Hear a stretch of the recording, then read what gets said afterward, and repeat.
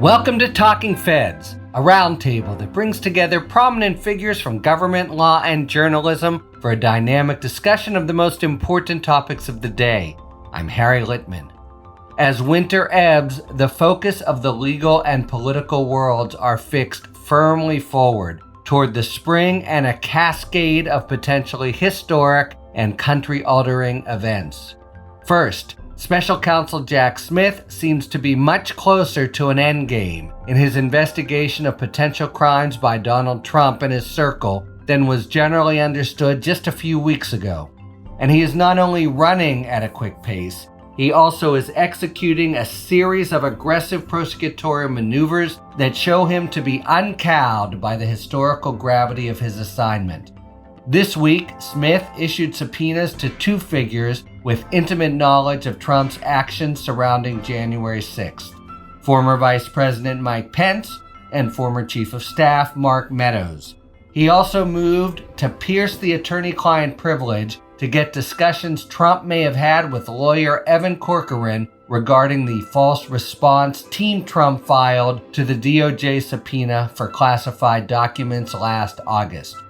All these moves have provoked anticipation of a federal indictment of the former president sometime in the next few months, just as the presidential campaign is heating up. Speaking of which, 3 months after Trump announced his candidacy for president, he got his first declared opponent in former South Carolina Governor and UN Ambassador Nikki Haley. The weight of political analysis seems to be that neither she nor Pence, who plainly wants the job as well, stands to pose a serious challenge. The far and away most likely nominee after Trump is Florida Governor Ron DeSantis, who has not yet declared but is positioning himself at the far right on a series of culture war issues in his state. DeSantis is popular among the Republican donor class, but it remains unknown if he has the charisma and dexterity to weather the gutter politics Trump loves to deploy against political challengers. To analyze this rich brew of law and politics, I'm thrilled to welcome three of the most thoughtful and respected commentators in the country. And they are Maggie Haberman, a senior political correspondent for the New York Times, author of the 2022 book Confidence Man: The Making of Donald Trump and the Breaking of America, which was previously featured on Talking Books. Among her extensive reporting on the Trump administration, she was part of a team that won a Pulitzer Prize in 2018 for reporting on Donald Trump's advisors' connections to Russia. I also found while preparing for this episode that she had, seemed like every third big story was her byline, maybe with colleagues, but I think that's not so special about this week, but anytime you talk Trump. Anyway, Maggie Haberman, first trip to Talking Feds, thanks so much for joining. Thank you for having me, Harry, and thank you for the very kind introduction. Josh Marshall, a journalist, blogger, and the founder of Talking Points Memo, which in 2007 became the first and only blog to win the George Polk Award for legal reporting. I have to say this every time he joins the podcast because it's true. It's the best blog out there. It's the one that first introduced me to blogs. It's the place I start in the morning, and you just can't do better than Talking Points Memo. Josh also hosts the Josh Marshall podcast, where he and guests provide insights into the big political stories of the day. Josh Marshall, thanks so much for coming back to Talking Feds. Thanks as always. I really appreciate it. Glad to be here. And Charlie Sykes, who was maybe last with us in Austin, I'm trying to remember, at the Texas Festival. Correct. He is, of course, founder and editor-at-large of The Bulwark, where he hosts the Bulwark's daily podcast. He writes the daily newsletter, Morning Shots. He is also the author of 9 books, I want to say, most recently, How the Right Lost Its Mind. And he's a contributor to MSNBC and NBC News. Welcome, as always, Charlie. It's good to be back, Harry. Thank you. All right, let's start with a lot of pretty big-time developments in the Jack Smith Special Counsel investigation. Smith himself remains a very private figure. I'm not sure anyone has even seen him outside the walls of the DOJ, but a big newsmaker, and in recent days, he's fired several shots across the bow of good ship Trump, subpoenas to Vice President Pence and Mark Meadows, and a challenge looking to pierce the attorney-client communications between the former president and his lawyer, Evan Corcoran. Let's start with the Pence subpoena. What evidence is Smith looking for in particular from Pence? How important is it? Anybody? It's pretty important. Pence is among the key, if not the key, witness to Trump's efforts to stay in power ahead of January 6th and his intention as he was approaching that day and as he was going to this pro-Trump rally at the Ellipse near the White House just prior to the congressional certification beginning, which then erupted into a pro-Trump mob rioting at the Capitol. So Pence's information could be vital. And, Pence is yet another official, Harry, like Peter Navarro, who have written about some of his exchanges with Trump in books, but then I can't talk about it. And so I think that he is going to see a lot of pressure along those lines. I also think that what Pence wrote in his book, and it was very interesting reading what he wrote about his exchanges with Trump, but there's a lot more there, as I understand it, beyond what he offered in print. Yeah, it sure seems that to me. He's had these kind of milquetoast, mealy, the president was reckless. But, we want the words. I think Jack Smith wants the words. And there are certain things that Pence and Pence alone can testify to that otherwise wouldn't be admissible in a court. But those 3-4 calls in that one meeting in the wings of the Oval Office where Trump is just berating him vulgarly, etc. And the other thing that occurred to me, and I just want to say as a lawyer, it's going to matter that Smith make a showing that here's some stuff only Pence has.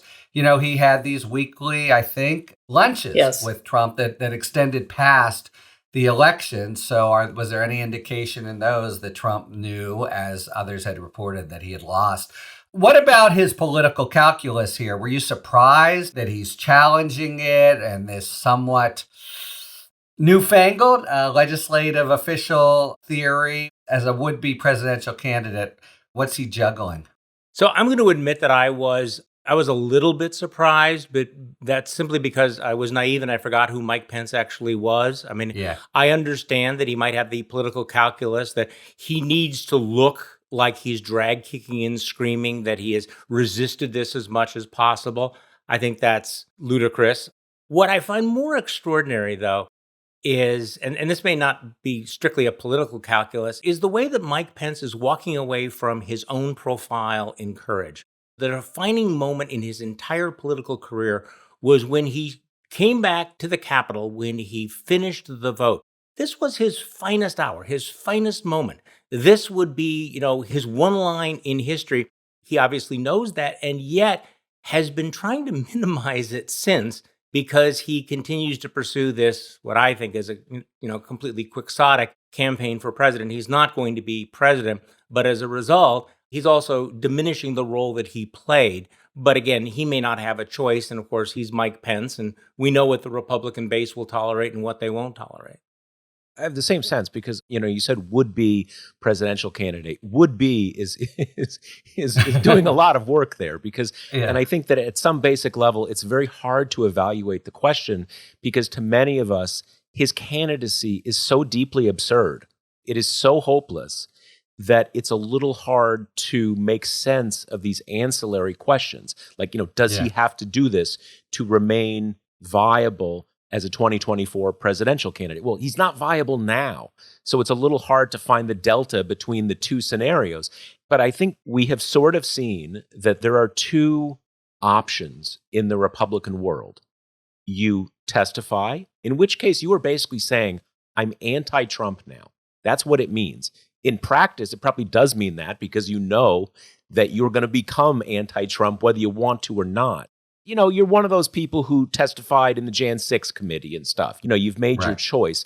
But I do think at the basic point, if you're cooperating against Trump, and it's not really cooperating, it's just following the law. It's a binary thing. And, you'd have better sense of this than I would.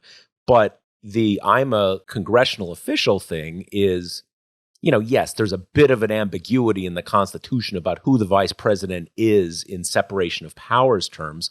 But even speech and debate, this isn't speech and debate, let alone crime fraud exceptions. So I'm a little confused whether I'm supposed to put this down as so absurd that it's almost like kind of not trying, like, hold me back kind of thing. Or Probably more. What else can he say? Right? I mean, what else does he have? Yeah, I said they chose that. Maggie, you wrote that it was novel, this approach. Yes, it is novel. And why it's novel, among other reasons, is that, yes, to Josh's point, he does technically wear two hats. He is the president of the Senate and he's the vice president. This is the opposite of his explanation for why he wouldn't be willing to testify before the House January 6th committee, which is a legislative committee. And so it is novel to watch somebody come up with such a legal contortion. Whether it's going to be successful, we're not going to know for many months, I suspect, because this is going to go through several challenges. And that's one measure of success, right? Just that he can do it. And it was pithily put by someone, oh, wait a second, that was me, that he can wear two hats, but not simultaneously. Right, that's right. I think that will be the ultimate answers, but the contours are pretty open-ended. So I agree with what everyone was saying, including the quixotic nature of the candidacy. But what it said to me, he is a rational actor, is everyone has concluded that there's no path to the nomination that doesn't somehow absorb the lion's share of the 30 or 32%. That's obviously what he was privileging. He was most worried that the people who are now undying supporters of Trump would hold it against him if he didn't kick and scream in any way he could. Because he could have come forward, got it over with, really stuck the knife into Trump, and there's not much love lost, but he decided he just can't afford to alienate that group, it seems to me. That's not who Mike Pence is. Mike Pence is also not somebody who goes and looks to jab someone, whether it was Donald Trump or not, whether there had been hang Mike Pence chance or not. Under any circumstance, Mike Pence tends to be the same. And so I think it is less of a surprise. What I'm less clear on, and I don't want to get us away from Pence's candidacy, but what I'm less clear on is Jack Smith obviously knows that Pence was likely to challenge this by filing this subpoena. So what I can't tell is he trying to run this to ground to the extent that he can, knowing that he is on something of a shot clock because of the campaign heating up, so that he can then make the argument that he ran everything he could to ground and did everything he could. And I'm not sure to what end. Is that in service of a charge or against a charge? You're right. He's not the kind of guy that's going to, punch back. But, what makes this presidential run so quixotic is that whatever he does, he's never going to get that 32% of hardcore Trump voters. He has lost that. There's nothing he can do. That is true. So I think that he's trying to, whether thread the needle, walk the line. But I thought it was kind of interesting that National Review's resident lawyer pundit Andy McCarthy wrote a pretty strong piece saying how he thought that Pence's legal argument was frivolous. I'm not a lawyer, so I can't comment on that. Yeah. But he also thought that it would politically backfire because if he thinks that somehow it's going to appease the Trump base, he's wrong, and it may end up just making him look weaselly and weak. There's one other thing about Mike Pence, is that Mike Pence does have this sense of himself doing the right thing. And so I'm going to give up the horse race punditry for Lent for this podcast. But there's got to be part of Mike Pence still deep inside there somewhere that thinks this is my duty to cooperate with this investigation. I ought to tell the truth. I ought to do the right thing. But just saying those words just sounds silly now, doesn't it? It kind of does, especially these words, because it's so clearly he's not doing a legislative act. Let me just answer Maggie's question and put my only lawyer's hat on. And here's my best guess of what happened. They negotiated out for months. I think Pence was looking to not actually say things under oath. And Smith was, holding fast and saying no way. But I'll bet this is when this argument was developed, this new one. And I think what they said was, okay, maybe this doesn't fly, but unlike the executive privilege, which they're making quick work of, this is going to draw you out months into 2024, et cetera. And I think they went back and forth on that. And Smith eventually said, screw it, see you in court. It could come to a point. We don't know. Relative to the executive privilege things that have gone very quickly up to the D.C. Circuit and been decided under seal. Yeah, I do think it's the sort of thing, Pache, Andy McCarthy, that there's going to be briefing on and hearings, and it will draw out. Will it be enough to extend? In fact, actually, let me just follow up on that and your reference, Maggie, to a game clock. Everyone's focused on that. And it's part of the frustration that charges haven't been brought yet.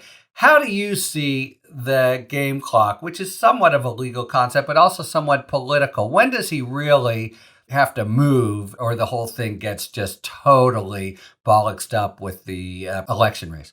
Trump's folks would argue we're there already, just to be clear. But from looking at it from the outside objectively, our reporting is that Smith would like to have a decision sometime around summer.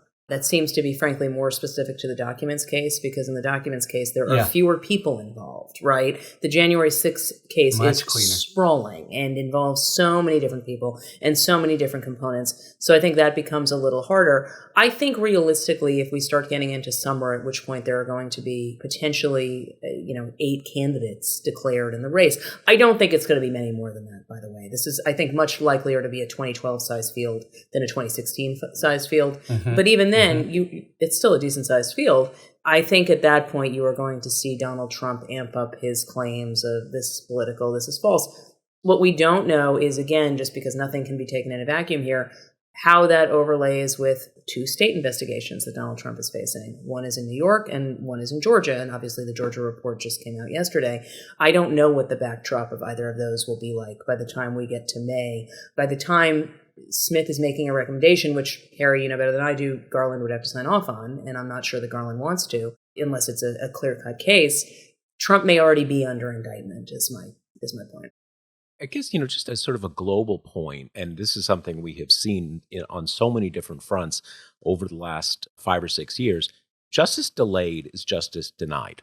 And I think there's a very basic question about how the federal judiciary operates today, which is, I take your point, this might take some time because it is so, new is one way to put it, but executive privilege, it's pretty universally recognized, is a thing. So litigating whether it applies in different contexts is a legitimate judicial process. I think the vast majority of people, lawyers and not lawyers, would say what he's invoking now is not a legitimate thing. So if you're actually going to have this be a 5 or 6 month process in a real world context where that 5 or 6 months makes a big difference, huge. I think that raises some pretty serious questions, again, about the function of the federal judiciary today. Because I would think there would be some effort, and obviously the particulars matter. A federal judge doesn't just say, this is BS, forget it. But there are process ways that you do the same thing. I really think, again, that's something pretty basic here that we've seen. Governments have to be able to act to protect themselves. And they have to act in the real world. Yes, exactly, when real world conditions apply. And I think we have seen numerous cases over the last 5 or 6 years where it's a very open question whether legal accountability works because of the time things take. Now, there's a separate question of legal accountability. Should Merrick Garland have been issuing indictments right out of the gate in 2021? That's a different question. That is a fundamentally political question. That's not the path they took. But this is one about the judiciary. And I think the answer so far is a pretty bad one. Well, it's interesting. It's ground slowly. But, I do think they're more or less a success story when they have ruled. You're 100% right, and this is the actual reason when you analyze it why congressional subpoenas wound up being impotent. Just the time difference, because they're every bit as, on paper, every bit as coercive as ones from the executive branch. But the point here is actually the judiciary does have tools for moving things rather quickly. U.S. versus Nixon is a great example of it. But even moving something quickly through 3 levels of the judiciary on an unresolved question is already very challenging to the game clock that Maggie identified. I'll just say again, as a lawyer, the legal answer the system will supply is, show up and raise your right hand. But going back to this whole question of the game clock, this is massively important at this point, because I'd always been under the assumption that, spring, mid-spring, late spring would be really the last possible time to bring these charges because of the delays that we're talking about. I mean, first of all, it's been more than 25 months since January 6th, and then now we're going to get into the federal judiciary. If you get into the summer, the presidential race will be in full swing. The prospect of a trial in the middle of 2024 becomes less and less attractive. It has to become a massive factor here. So this is one of those cases where the delay itself may be the substantive decision.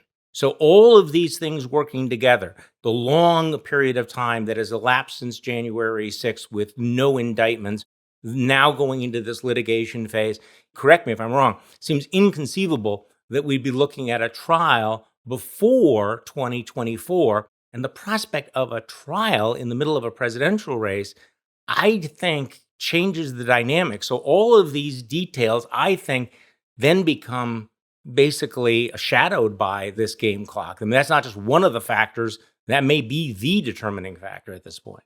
Here we are in the age of Trump. But I'll just say, for listeners' sake, I think the three of you all know it, but just with pedestrian motions, not even sort of rarefied ones involving his role as former president, he can drag it out a year until a jury is actually impaneled.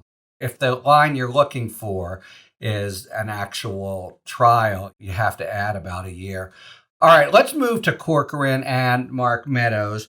So a pretty aggressive move to pierce the attorney-client privilege with Corcoran.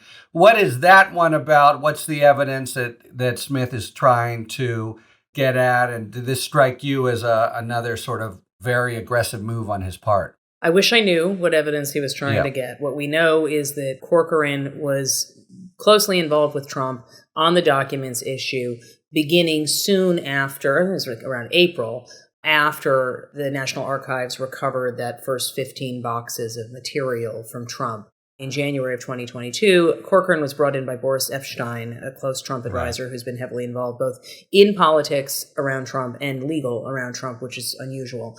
Corcoran was the one interfacing with the DOJ. And, after a May 2022 subpoena, grand jury subpoena was issued for any additional classified material, Corcoran was one of the people at Mar-a-Lago when the top counterterrorism official, or counterintelligence official, from the DOJ came down in early June.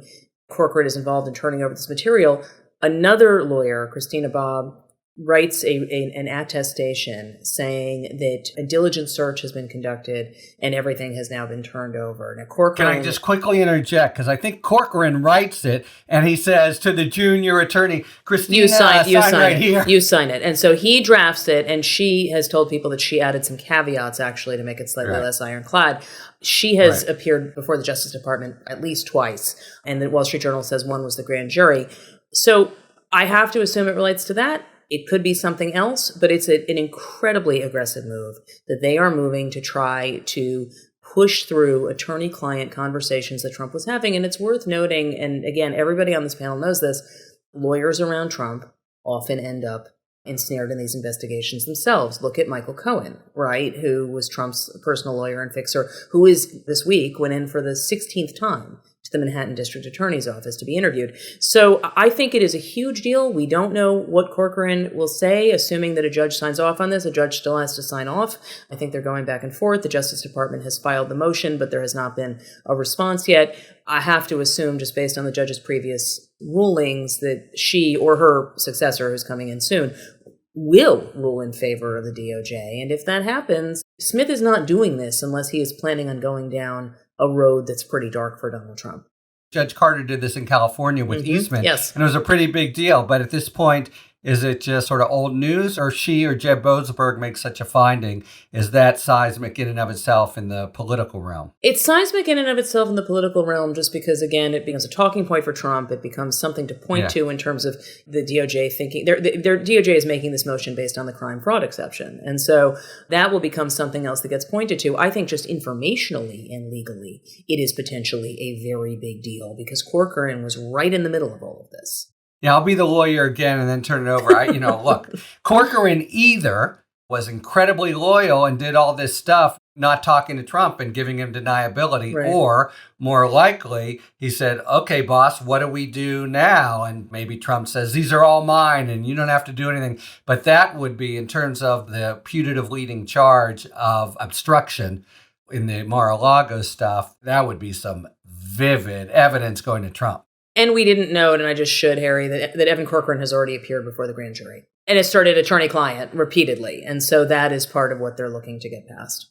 Okay. I think the biggest event this week, it didn't play that way just because of the timing of news, but was the subpoena to Mark Meadows, who has been, if he isn't already cooperating, and which I tend to doubt, he's been really, for him, very luckily kind of silent and on the sidelines. He's got a good lawyer, former deputy in the department, and he's had a couple breaks that kept him totally out of the clutches after the first cache of documents he gave over to the January 6th committee.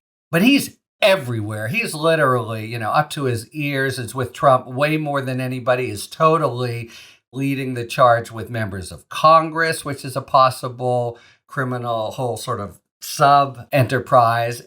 But he's also this kind of strange, to me, when the docs come out, sort of yes man, like a terrible, terrible chief of staff, but who's ever talking, he's just nodding along with.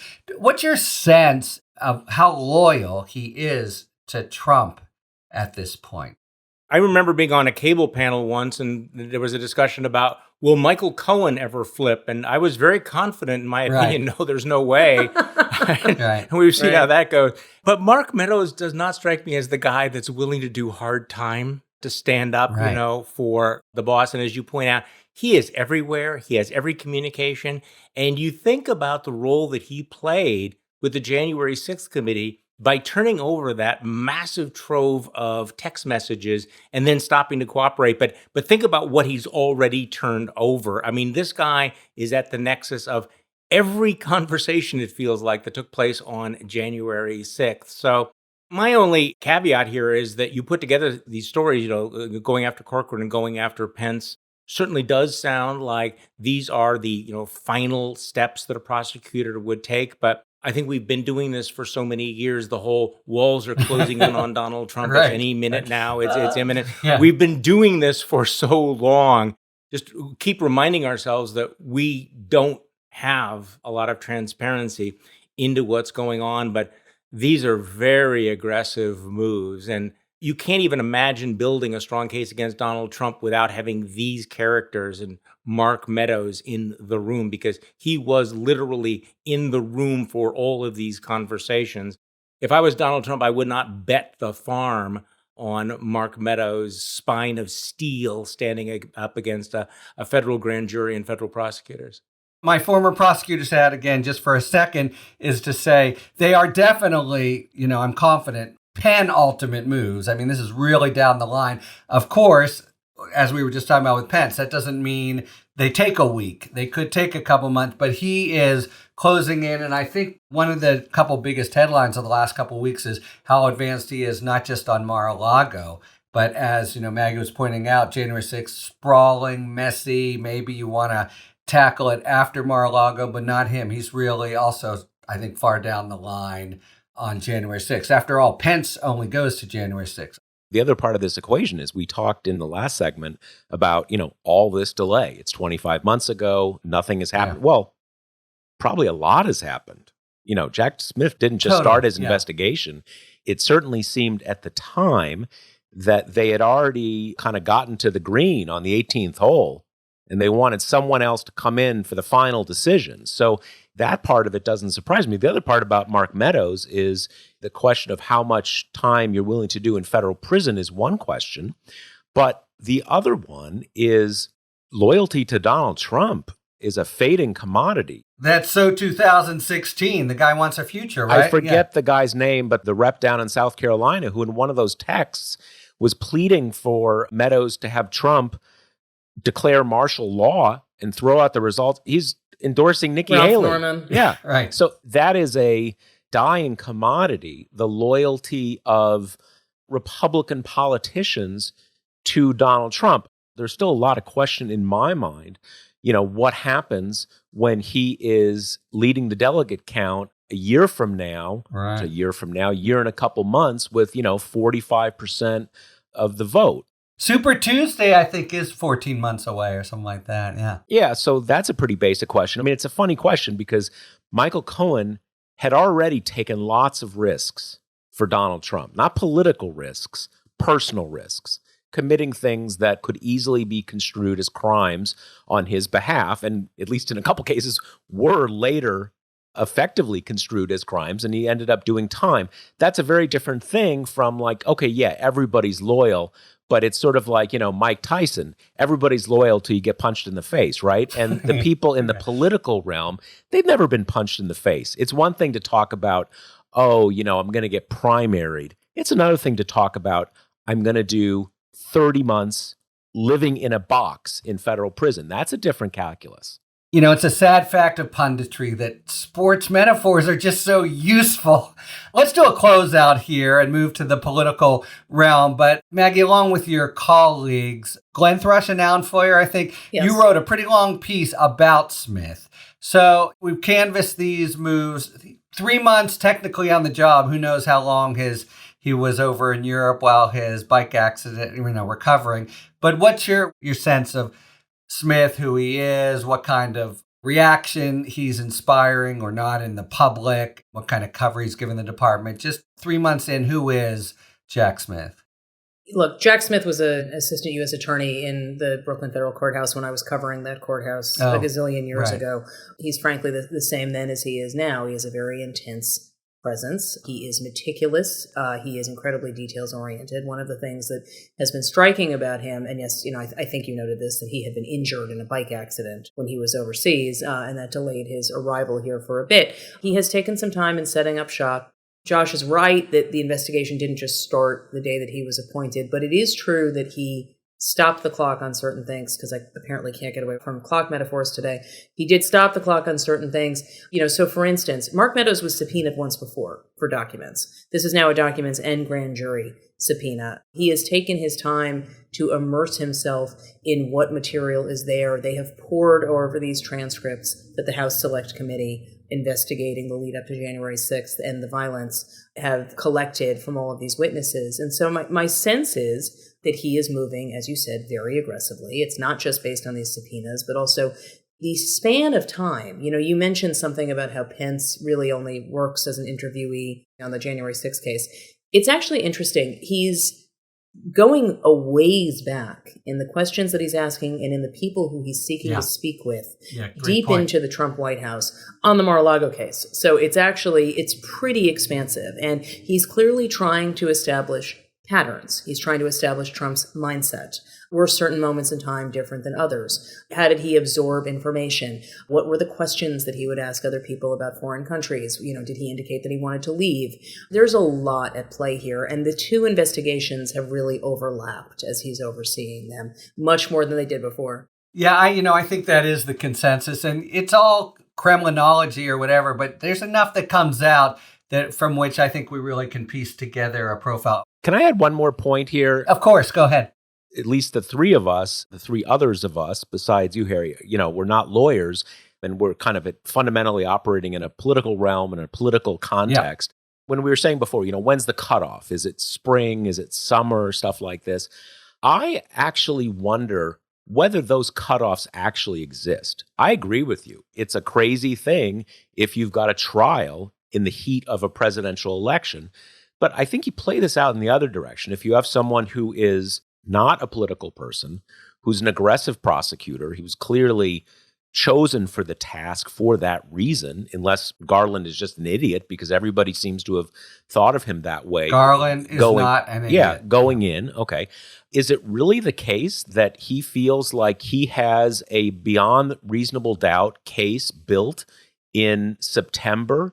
And this guy says, you know what, I have it, but that's pretty weird having a trial in a presidential election year. So I am not going to recommend what I think is a beyond reasonable doubt case of the most serious kind. I'm not going to make that recommendation to Merrick Garland. That doesn't seem very reconcilable with the person that everybody here is describing. Yeah, and frankly, with Garland, in a similar sense, I think the biggest rap against him is he's a process guy. Right? He's not seeing the bigger picture.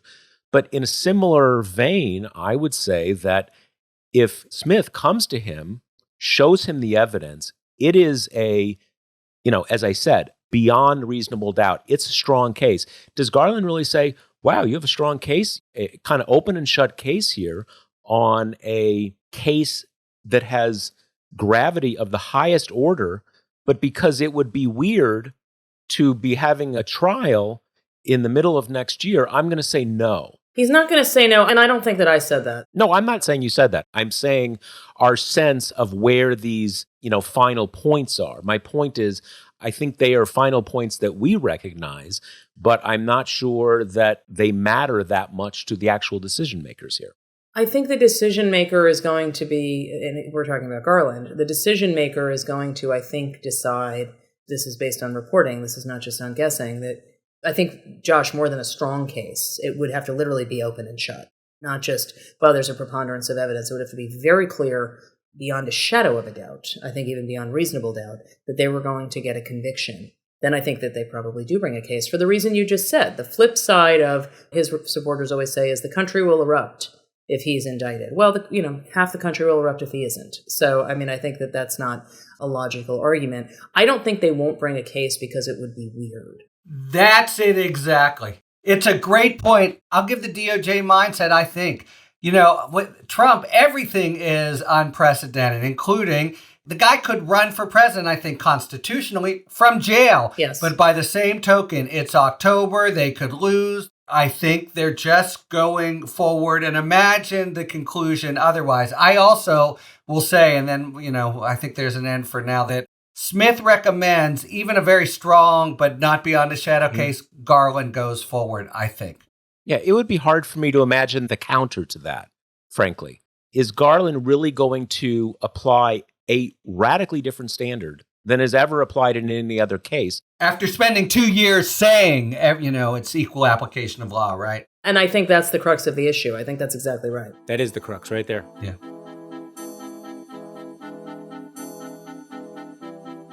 It's time now for our sidebar feature, in which we ask a well-known person to explain an important legal concept in the news. And the topic today is the crime-fraud exception to the attorney-client privilege.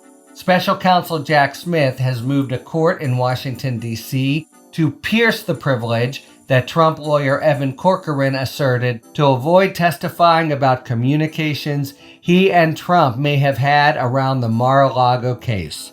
Smith argues that those communications were in furtherance of a crime, and thus the privilege doesn't apply under federal law. Loyal listeners to Talking Feds know that we previously published this week's sidebar, but we are rerunning it because it is so central to this week's news and because it's an important and not completely intuitive concept. And to explain the crime-fraud exception, we previously welcomed and are thrilled to welcome again Judd Apatow. As almost everybody knows, Judd Apatow is a prolific comedian, director, producer, and screenwriter. He's been responsible for bringing us iconic, hilarious, and very human movies and TV shows for decades, including Freaks and Geeks, The 40-Year-Old Virgin, Anchorman, The Legend of Ron Burgundy, especially near and dear to the hearts of San Diego residents, Knocked Up, Bridesmaids, and the indelible Superbad. He's been nominated for nearly every award in entertainment, including the Golden Globes, Grammys, Writers Guild of America, and Emmys, of which he has won 2. So I give you Judd Apatow on the crime-fraud exception to the attorney-client privilege. Many communications that people have with their lawyers are privileged, meaning that you don't have to tell anyone about them, even in response to a lawful demand like a subpoena. That's not the case with all communications with your lawyer. It's only those communications made for the purpose of getting legal advice. The attorney-client privilege is the oldest privilege in Anglo-American law. Like other privileges, it exacts a cost on the system since it keeps relevant evidence from coming to light. But we've decided that cost is worth paying in order to promote sound legal advocacy, which would be compromised if a client couldn't rely on a lawyer to keep confidences. But the privilege gives way when it rubs up against other stronger policies. The keenest example, which figures in many of the Trump-related legal dramas, is the crime-fraud exception to the attorney-client privilege. Under that exception, statements made to further or conceal a crime may not be shielded by the attorney-client privilege.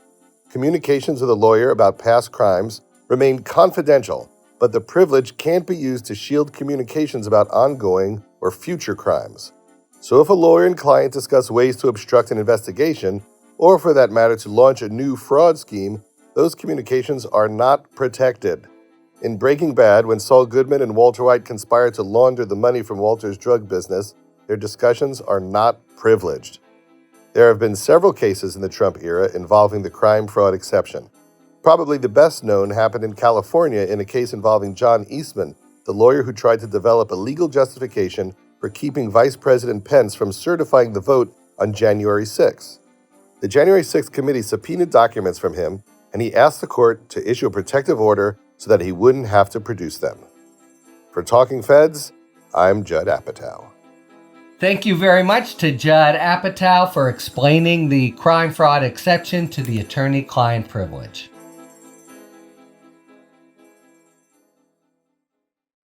All right, it is now time for a spirited debate brought to you by our sponsor, Total Wine and More. Each episode, you'll be hearing an expert talk about the pros and cons of a particular issue in the world of wine, spirit, and beverages. Thank you, Harry. Today's spirited debate asks, to decant or not to decant? That is the question. And the short answer is yes. But when should you decant? First off, what is it? Decanting is the process of slowly pouring liquid, in this case wine, from one container to another without disturbing the sediment at the bottom. It is important to separate the wine from the sediment if there is a lot of it, because the sediment can dampen the aromas and flavors in your glass. Decanting wine also helps the wine to aerate, which is the process of introducing oxygen to the liquid.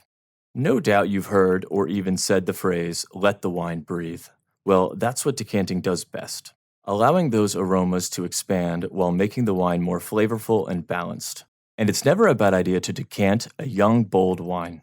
In fact, at Total Wine & More, our guides recommend allowing an hour or two for the process to work best. This is not advisable for mature wines that just need to be separated from their sediment. Leaving a mature wine in a decanter for too long could cause flavors to become muted from too much aeration. Not only young reds and whites can benefit from decanting. Despite some controversies over the practice, decanting some sparkling wines like Mailly Brut Champagne can expand their flavors. Remember to taste your wine while decanting, to be sure it is not left aerating for too long. And don't forget, the younger and more closed the flavors are when you open the wine, the more it will benefit from the decanting process. Even a few seconds of aeration or a quick swirl in your glass will do wonders to your favorite wine from Total Wine & More. However, the best rule of thumb is, whenever you can, decant. Taste and enjoy when it feels best to you. It's personal. Cheers. Thanks to our friends at Total Wine & More for today's A Spirited Debate.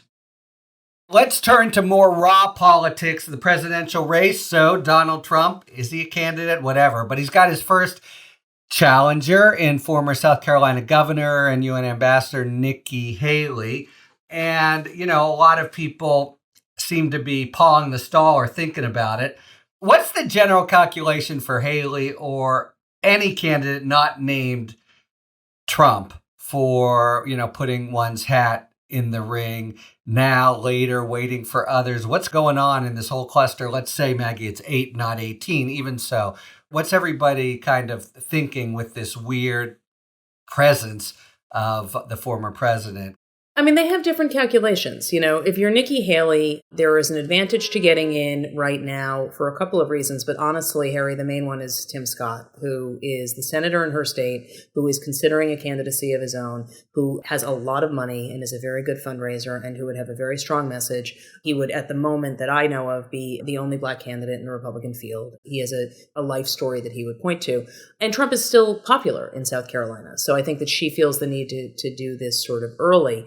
If you're Chris Christie, you're deciding whether it's, this is something that you want to do again. There's really very few recidivists from 2016, right? In terms of the candidates running. If you're Ron DeSantis, your calculation, and there are obviously people who think that this is not necessarily the right way. So we've seen a lot of criticism of that recently, and I've written about that this past week. He's waiting until after the legislative session, and he is going to try to get a lot done in Florida that he can point to as a candidate and say, look, all culture wars crap. Excuse the expression. Yeah. Right. And look at my bona fides. And so that's what he's going to do. And his assumption is that he is safe in giving himself a short runway, which typically really doesn't work. If he gets in, it would be early summer, most likely. It's not as late as, say, Rick Perry, who got in very late, or Fred Thompson. Yeah. But it's still late, and you're not leaving yourself a lot of room for error.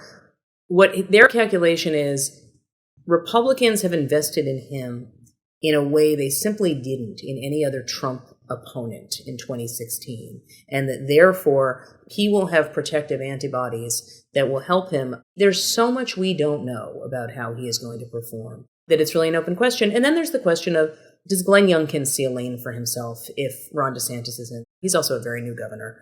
Unlike DeSantis, who had a re-election, Youngkin only got elected in the last year and a half. I'm just thinking of the other candidates. I think Ted Cruz is extremely unlikely to run. So we're talking about a small group of people who are all sort of looking at where there is a window, but few of them see the advantage in getting in very early and just being the person Trump kicks over and over again. So you're seeing this as kind of retail and not a sort of overall Trump problem. Let's stick in with Nikki Haley for a minute. In some ways, on paper, she seems to have, decent resume, attractive package, but I don't think that's the view of, close observers. So Charlie, you wrote a pretty devastating takedown of her last year, The Unbearable Lightness of Nikki. And I think your view is pretty well shared. So you don't take her candidacy seriously, it sounds like. And by the way, no one takes Pence's seriously either. Give us your thoughts about why you see Nikki Haley as, a lightweight. Well, the problem with Nikki Haley is that she is the future of the Republican Party if we were back in 2015 or 2013 when the Republican Party was thinking that it had this diverse, inclusive sort of appeal. That's just not the case anymore. And so you're right. I mean, on paper, she ought to be a very formidable candidate, former successful governor, UN ambassador, certainly presents herself well as looks like running a very professional campaign. But you really have the sense that she's running a campaign that doesn't account for what has happened to the Republican Party over the last 6 or 7 years, what has happened to the Republican base.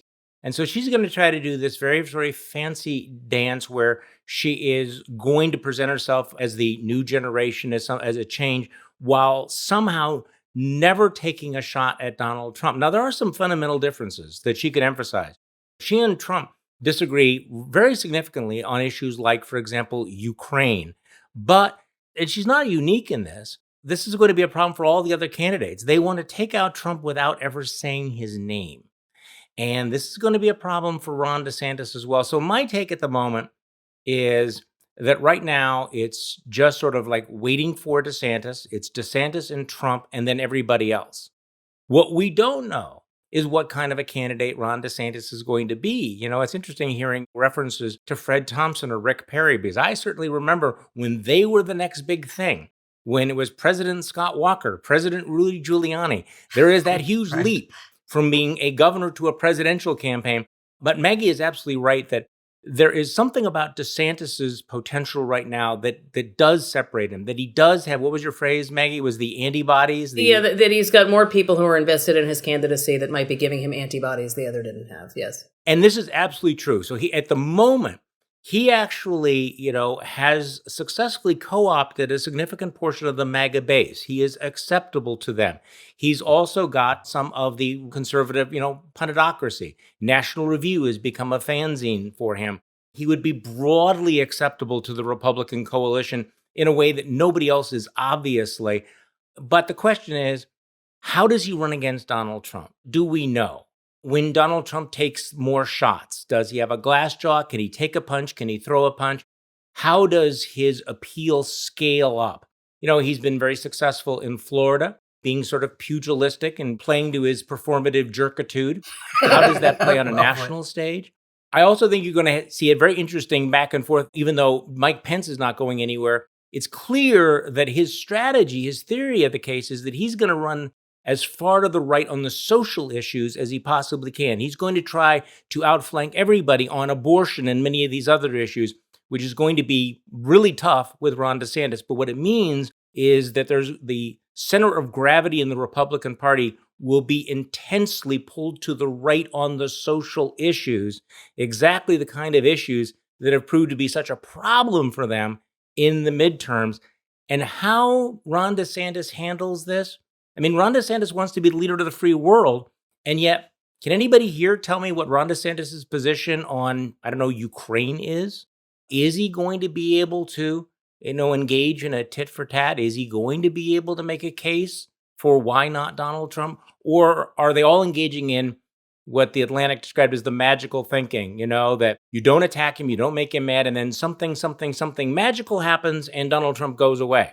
Because right now, short of Donald Trump being indicted and carted off or dying, I'm not sure that they have a strategy for taking on Donald Trump at the moment. I think that's exactly the point. And I'm fairly skeptical that DeSantis's thing will really succeed nationwide. I don't mean in the sense of a general election, just in front of the national media and so forth. I mean, the thing about Donald Trump and what his legion of enemies are sometimes have a difficult time admitting is he's charming. He's funny. Now, he's also evil in a lot of ways, but he's got a thing, the way he kind of rolls with the punches. And again, a lot of people who hate him aren't willing to be honest with themselves that vicious humor can still be funny, right? And he has that thing. And when I see DeSantis on TV and stuff, he doesn't have that thing. He doesn't have that je ne sais quoi. It's true. He doesn't have that. So I think, to me, I mean, Chris Christie. Is Chris Christie going to be the GOP nominee in 2024? For different reasons, it's about as absurd as Nikki Haley, Mike Pompeo. It kind of applies to everybody but Ron DeSantis and Donald Trump. The weird thing here, though, is Maggie's right that a lot of people have bought in heavily to Ron DeSantis. And there's no question, broadly speaking, a lot of, self-identified Republicans across the country, they like what they see at a distance with him. But I think there's also no question when you see polls that have him at 35% or maybe 50% among Republican voters, that is, I want us to be done with Donald Trump. And he's the guy who seems like he could end this Donald Trump thing. Yeah, that's it. And so I think the second that the campaign starts to unfold in kind of a way where you say, okay, maybe he's not, I think that could collapse pretty quickly in a way that certainly we know that Donald Trump's support is not going to collapse. And at that point, it's kind of hard to see exactly where that goes because that group needs to then find someone else. Who's our horse to end this Donald Trump thing? And it's not going to be Nikki Haley, and it's kind of not going to be anybody else who seems like someone who's actually going to run. So there's a lot of volatility and weirdness in this because I don't know where that goes. I mean, I think where it goes is that everything becomes very fractured, and Donald Trump stacks up a lot of delegates with a not overwhelming popular vote spread, but who knows? It's on the Republican side, is it still winner take all? I'm not sure, actually. It's a good question, and I'm not sure the answer. It's a state-by-state determination, but I think most are winner-take-all, Maine, et cetera. Yeah, I think it's mostly the same thing as it was in 2016, but you're right. I mean, that's a huge factor here. But again, that to me is the thing. You can imagine a scenario where you have debates with, say, 6 candidates. Trump and DeSantis are obviously 2 of those candidates. DeSantis tries to approach it as being, fairly normal. Trump insults him, and it just doesn't play. And people look at it and say, man, this dude's the past. And it kind of moves towards DeSantis. That's possible. I'm not saying Trump's support would collapse, but enough that he could win the nomination. But it also seems to me, this kind of thing, like, I'm not going to stoop to the level of critiquing him calling me Meatball Ron or whatever. I don't think that cuts it in Republican politics. Republican politics now is pugilistic and about dominance, and he does not have the strength to kind of laugh at Donald Trump. If Donald Trump is in prison and losing all his support, you can say like, yeah, whatever, Donald Trump. But he can't do that. He has to defeat Donald Trump. There's so much we don't know about him as a political operator on a national stage. To your point, Josh, your point about not strong enough, my question is, does he have the political dexterity to do it at all? I 100% agree with you. The guy I see in these videos seems kind of clunky and fundamentally awkward on camera. And again, Trump's thing is he's not awkward.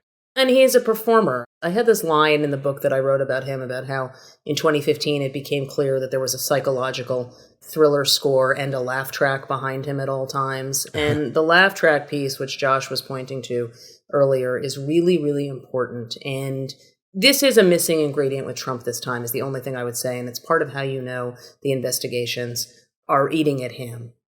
In 2015, Donald Trump was clearly having fun. There's very little so far that suggests to me that he's having fun, even in these what seem like kind of dutiful attacks on Nikki Haley. Now, maybe that'll change as time goes on, and maybe it'll change if Fox News ever lets him back on in any meaningful way. I think that's been a big piece in absentia too. But until he is having fun, that to me is the big comparison, which I know sounds strange given the intensity and the heaviness of what we're talking about. I think it's 100% right. And I in agree. a fundamental sense, I think he stopped having fun in like February 2017, frankly. That was sort of the story of his presidency in a lot of ways. I think that's mostly right. I think there were moments of fun, but I think that certainly by the time of February 2020, which was when COVID was in full bloom, that was the end. You got a lot of Fat Elvis vibes. All right, we've got to leave it there for now. We're out of time, I'm so sorry to say, but this big story is just starting. We just got a minute for our final feature of Talking Five. Oh, this will be new to you, Maggie, where we take a question from a listener and each of us has to answer in 5 words or fewer. Today's question: are you more afraid or impressed with recent developments in chat and search AI, and why? Definitely afraid. I can answer this in a few seconds. Yeah. Definitely afraid. With 3 words left over, okay? I'm way behind the curve. Okay, that's 5. Perfect. That counts. More afraid than impressed. I'm with you guys. Be afraid. Be very afraid. All right, sad to say we are out of time. Thank you very much to Maggie, Charlie, and Josh. And thank you very much, listeners, for tuning in to Talking Feds. If you like what you've heard, please tell a friend to subscribe to us on Apple Podcasts or wherever they get their podcasts. And please take a moment to rate and review this podcast. You can also now subscribe to us on YouTube, where we post daily video content breaking down the most important legal developments in the news.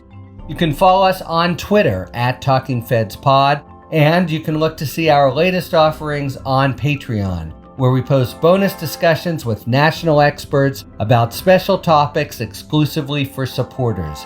Just this past week, we posted a conversation with aerospace engineering professor Ian Boyd about the spy balloons that are suddenly all over the news. Talking Feds is a completely independent production, so if you enjoy the work we do and the spirit moves you to support the show, joining our Patreon is the best way to do it, and you get some really excellent content to boot. Submit your questions to questions@talkingfeds.com, whether it's for Talking 5 or general questions about the inner workings of the legal system for our sidebar segments. Thanks for tuning in, and don't worry, as long as you need answers, the Feds will keep talking. Talking Feds is produced by Olivia Henriksen. Sound engineering by Matt McCardle. Rosie Dawn Griffin and David Lieberman are our contributing writers. Production assistance by David Littman, Emma Maynard, and Kalena Tano. Thanks very much to the great Judd Apatow for explaining the crime fraud exception. Our gratitude, as always, to the amazing Philip Glass, who graciously lets us use his music. Talking Feds is a production of Dolito LLC. I'm Harry Littman. Talk to you later.